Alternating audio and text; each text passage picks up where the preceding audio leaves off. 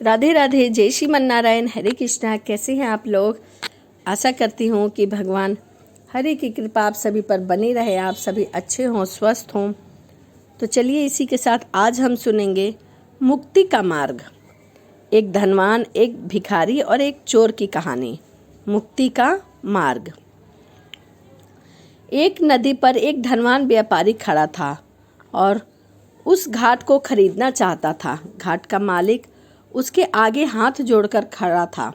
मेरे बाप दादाओं ने यह घाट धर्म के नाम पर बनवाया है सेठ जी, मैं इसे नहीं बेच सकता।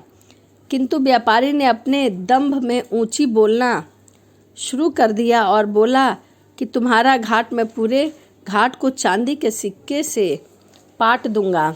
मल्लाह बोला, नहीं सेठ जी, मैं इस घाट की कीमत नहीं लगा सकता, मैं इसे नहीं बेचना चाहता। व्यापारी ने बोला और ऊंची कि जितना बड़ा तुम्हारा घाट है मैं पूरे घाट को सोने के सिक्के से भर दूंगा। इस प्रस्ताव पर मल्लाह निरंतर हो गया और व्यापारी ने वह घाट खरीद लिया। अपने मुंशी से घाट की सारी नाव हटाकर वह घाट को अपने कब्जे में ले लेता है और फिर रोजाना की तरह आज भी ऊंची आवाज में हुंकार भरता है कोई याचना जिसे कोई धन की आवश्यकता है, बेखटक मुझसे मांग सकता है, बेझिझक मुझसे मांग सकता है। व्यापारी का नाम कोटकर्ण था। वह इतना धनवान था कि उसके कान का एक कुंडल भी 1 करोड़ का था। इसलिए वह कोट के नाम से प्रसिद्ध हो गया। लोग उसके पास कर्ज अथवा मदद मांगने आते तो वह उनकी कीमती वस्तुओं को गिरवी रखकर ब्याज पर ऋण दिया करता था।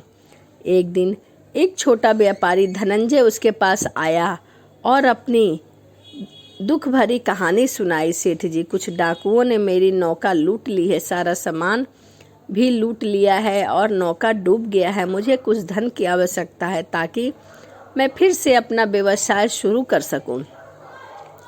सेठ जी ने पूछा, तुम्हारे पास गिरवी रखने के लिए क्या है? तुम्हारे पास कुछ है? व्यापारी बोला, मेरे पास अभी तो कुछ नहीं है। कोटकर्ण की दृष्टि उस व्यापारी की उंगली पर पहनी एक बेशकीमती अंगूठी पर पड़ी। वह बोला, यह अंगूठी तो तुम्हारे पास है। व्यापारी ने बताया, यह हमारे पुरखे पुरनिया की निशानी है, उनका सम्मान है, इसे मैं नहीं दे सकता।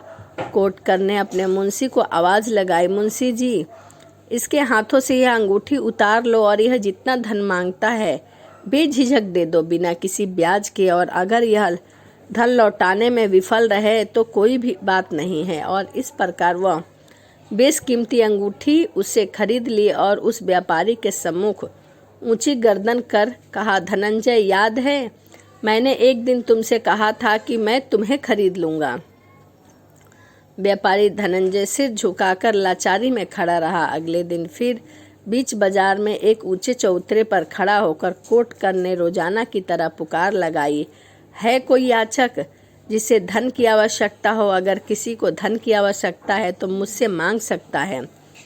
कोई याचक, एक भिखारी उसके सामने आया और अपना कटोरा लेकर खड़ा हुआ। मैं हूँ याचक, मुझे चाहिए धन। सेठ जी ने पूछा, कितना धन चाहिए? भिखारी बोला, मुझे आपका अहंकार चाहिए, लाओ दो अपना अहंकार। सेठ उससे चिढ़ते हुए बोला, यह क्या बकवास है? अहंकार कोई वस्तु है जो मैं तुम्हें दे दूं?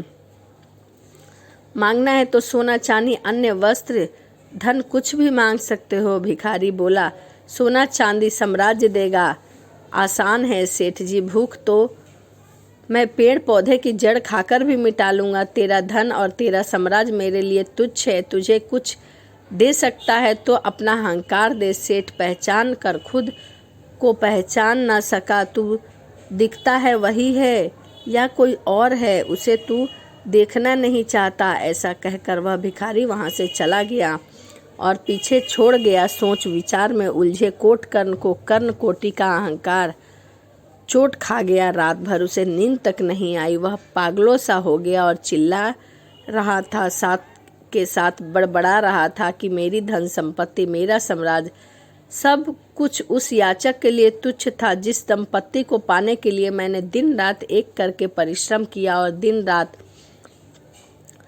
तिकड़म में बिताया। वह सारी संपत्ति उस भिखारी के लिए तुच्छ है।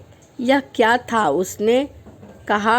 और मैंने जो देखा नहीं चाहता जो दिख रहा है। मैं कौन हूँ? क्या आस्तिक हूँ? मेरा इस प्रश्न का उत्तर मैं ढूंढ कर ही रहूँगा। कोटकन की बेचैनी दिन रात बढ़ती जा रही थी। उसके मन के अंदर बैठा चोर उसे सोने चांदी धन दौलत की गवाही नहीं दे रहा था और वह दिन पर दिन बेचैन होता जा रहा था।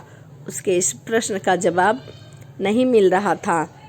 उसके मन के अंदर एक चोर बैठा था जो उसे सोने नहीं दे रहा था और यही अंदर का चोर था जिसके बाहर के चोर को आमंत्रित किया था। एक रात एक चोर कोटकन के घर के पास चोरी के इरादे से घूम रहा था। सिपाहियों ने उसे पकड़ लिया और पीटना शुरू कर दिया। कोटकन के पास ले आए। कोटकन ने उस चोर को छोड़ने का आदेश दिया और उसे निर्देश दिया, अगर सिपाहियों से बचना चाहते हो तो मेरा एक काम करो। और कोटकन से कहे अनुसार वह चोर चुपचाप व्यापारी धनंजय के घर में घुसा।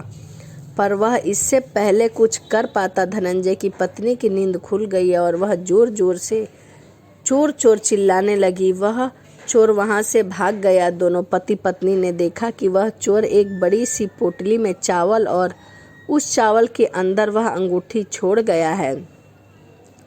पत्नी को बहुत खुशी हुई, पर व्यापारी धनंजय सब कुछ समझ गया। उसने साफ कह दिया कि यह अंगूठी कोटकन की है और उसी ने भिजवाई है। जब तक मैं कोटकन का एक एक पाई नहीं चुका दूंगा तब तक यह अंगूठी मैं नहीं लूँगा।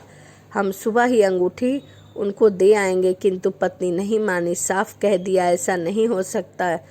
यह दुष्ट किसी को कोई चीज़ नहीं दे सकता। यह चोर जरूर आपका कोई शुभ चिंतक है जिससे यह अंगूठी उसके घर से चुरा कर हमें दी है। मैं नहीं लौटाऊंगी, चाहे आप कुछ भी कहें।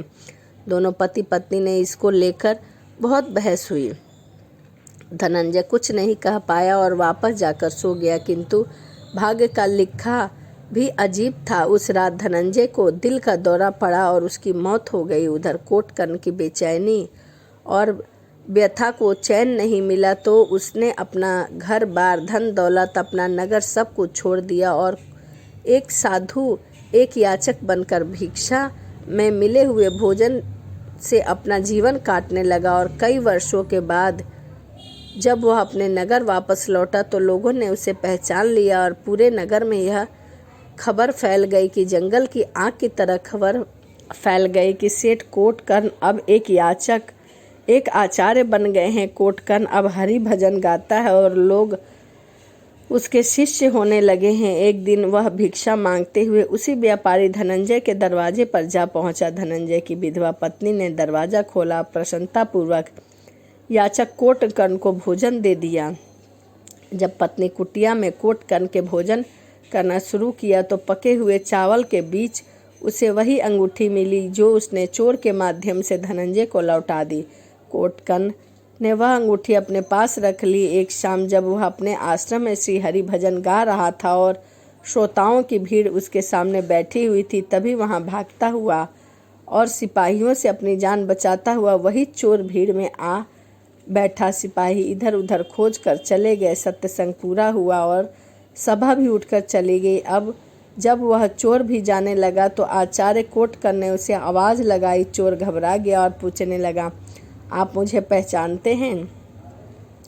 कोटकन आत्मविश्वास से मुस्कुराता हुआ बोला, एक दिन तुम मुझे लूटने के इरादे से आए थे पर तुम हार गए। अब तुम मुझे नहीं लूट पाओगे। चोर कुछ समझ नहीं पाया और बड़े ध्यान से आचार्य कोटकन के चेहरे को देखने लगा। कोटकन आगे बोले, जो तुम दिखाई देते हो वह तुम हो नहीं, जो तुम हो वह दिखाई नहीं दे पा रहे हो। सारा संसार पुरुषार्थ अपने को पहचानता है। चोर का ध्यान से देखो। और पहचानते हुए बोला, सेठ कोटकन। चोर ने हाथ जोड़कर कहा, क्षमा प्रभु, बचने का कोई और रास्ता नहीं था, इसीलिए आपकी सभा में आ बैठा। कोटकन बोला, अब तुम मुझ पर एक उपकार और करो। ऐसा कहकर कोटकन ने उस चोर के हाथ में कुछ रख दिया और कहा, यह लो, लेकिन इस बार उस मार्ग से जाना जो सही हो। ऐसा कहकर कोटकन चले गए। चोर के हाथ खोलकर देखा तो वही बेशकीमती अंगूठी उसे दिखाई दी। वह अंगूठी को लेकर स्वर्गीय व्यापारी धनंजय के घर की ओर चला गया।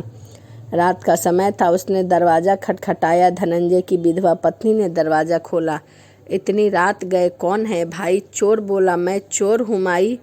तो मेरे घर का दरवाज़ा क्यों खटखटाया? आपको कुछ लौटाना था। ऐसा कहकर चोर ने वह अंगूठी महिला की ओर बढ़ा दी। महिला ने अंगूठी को देखकर कहा, अब सारे बंधन काट चुकी हूँ। अतीत से, अतीत की अनुभूति से, सुख से, दुख से, भविष्य से, भय से, अब यह अंगूठी मेरे किस काम की? मेरे यह किसी भी काम की नहीं है। इसे तुम ही रख लो भाई। चोर हक्का बक्का रह गया। वह गहरे सोच विचार में पड़ गया। हारा हुआ सा वापस लौटा और चलते चलते रास्ते में बड़बड़ाता रहा।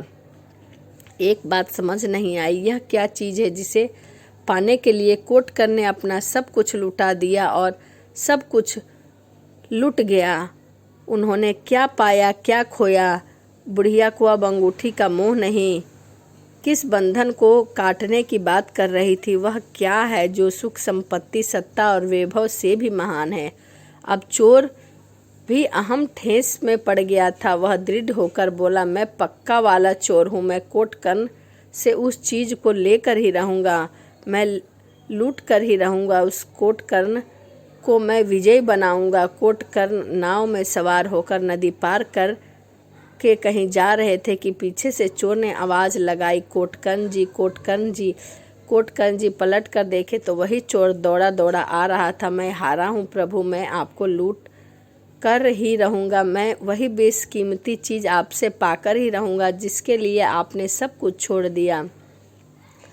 ऐसा कहकर उस चोर ने अंगूठी निकाली और उसे नदी में फेंक दिया और लपक कर कोटकर्न के चरण पकड़ लिए। और कुछ समय पश्चात वह चोर भी चोर नहीं रहा। वह सत्यवादी भिक्षुक के नाम से प्रसिद्ध हो गया। कोटकर्न को उसके अहंकार से मुक्ति मिली। उस विधवा स्त्री को अपने मोह और सुख की चाह से मुक्ति मिली। चोर को उसके अहंकार में जीवन से मुक्ति मिली। शायद इसी मोक्ष को कहते हैं बेशकीमती तोहफा। तो यह भगवान का आशीर्वाद उन तीनों पर बना। तो यह एक धनवान, भिखारी और चोर की कहानी थी। वीडियो आपको कैसी लगी कमेंट ज़रूर करिएगा। तो चलिए इसी के साथ वीडियो को समाप्त करते हैं और मिलते हैं अगली वीडियो में। राधे राधे, जय श्रीमन नारायण, हरे कृष्णा।